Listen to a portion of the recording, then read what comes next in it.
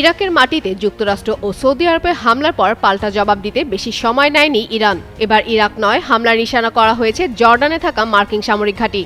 মঙ্গলবার আকস্মিকভাবে একাধিক ব্যালিস্টিক ক্ষেপণাস্ত্র ছড়ে ইরানের Islamic revolutionary guard corps IRGC. মার্কিন সেন্ট্রাল কমান্ড সেন্টকম জানায়, ইরান থেকে ছোড়া সব ক্ষেপণাস্ত্রই প্রতিহত করা হয়েছে।